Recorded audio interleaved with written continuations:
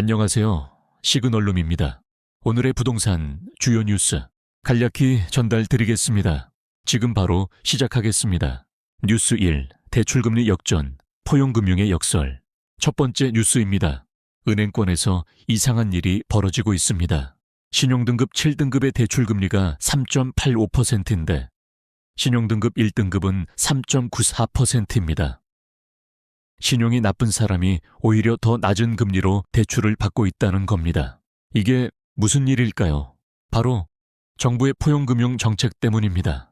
취약계층 금융지원을 강화하라는 정부 지침에 따라 은행들이 신용등급 낮은 사람들에게 낮은 금리를 적용하고 있습니다. 서민지원이라는 명분은 좋지만 현장에서는 역차별이라는 불만이 터져 나오고 있습니다. 신용을 잘 관리해온 1등급 고객이 오히려 높은 금리를 내야 하는 상황입니다. 성실하게 돈을 갚고 신용을 쌓아온 사람들이 손해를 보는 구조가 된 거죠. 은행 입장에서는 정부 정책을 따라야 하니 어쩔 수 없다고 하지만 고객들의 반발은 커지고 있습니다. 더 큰 문제는 이런 정책이 장기적으로 역효과를 낼 수 있다는 점입니다. 신용을 잘 관리해도 혜택이 없다면 누가 신용을 관리하려고 하는지에 대한 문제입니다. 금융 시스템의 근본을 흔드는 정책이라는 비판이 나오는 이유입니다. 뉴스 2. 영끌족 비명. 이자월 25만 원 증가. 두 번째 뉴스입니다. 기준금리는 동결됐는데 영끌족들의 이자 부담은 늘어나고 있습니다. 어떤 가구는 한 달에 이자가 25만 원이나 증가했다고 합니다. 기준금리가 동결됐는데 왜 이자가 늘어나는 걸까요? 첫 번째 이유는 코픽스 상승 때문입니다. 코픽스는 은행의 자금 조달 비용을 반영하는 지표인데 기준금리와는 별개로 움직입니다.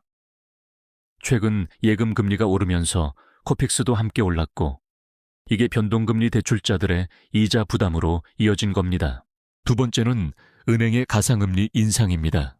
가계대출 총량 규제로 은행들이 대출을 줄여야 하니까 가상금리를 올려서 대출 수요 자체를 억제하고 있습니다.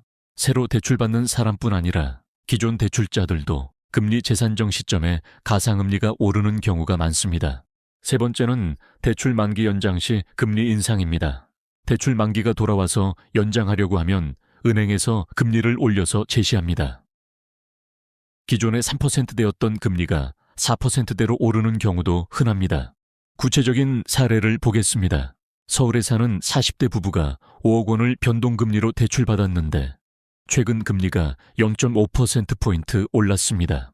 연간 250만 원, 월 약 21만 원의 이자가 증가한 겁니다. 여기에 생활비까지 감안하면 한 달에 수십만 원이 더 나가는 거죠. 영끌로 집을 산 젊은 세대는 더 심각합니다. 소득 대비 대출 비중이 높아서 금리가 조금만 올라도 생활이 어려워집니다. 월급의 절반 이상이 대출 이자로 나가는 경우도 많습니다. 뉴스 3. 서울 아파트 월세 또 최고치 한 달 150만 원 증발. 세 번째 뉴스입니다. 서울 아파트 월세가 또다시 최고치를 경신했습니다. 어제 147만 원이라고 말씀드렸는데 오늘 집계에서는 150만 원에 근접했습니다. 숨만 쉬어도 한 달에 150만 원이 증발한다는 표현이 나올 정도입니다.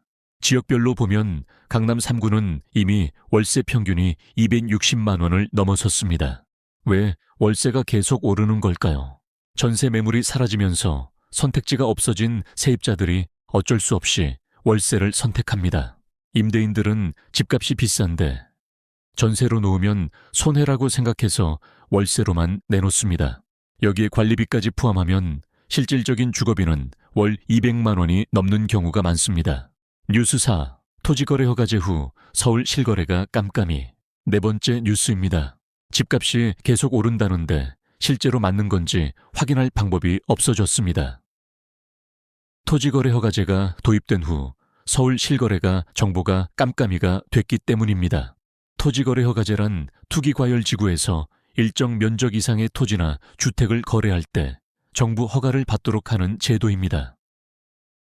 투기를 막겠다는 취지인데 부작용이 만만치 않습니다.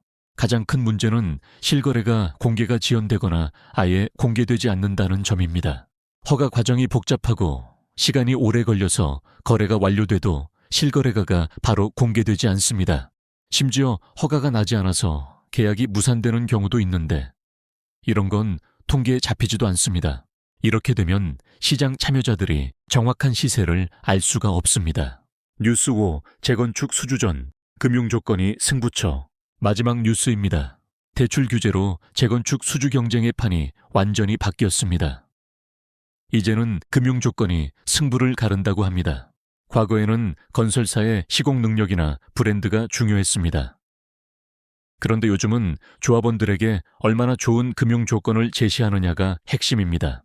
대출 규제가 강화되면서 조합원들이 사업비 대출을 받기 어려워졌기 때문입니다.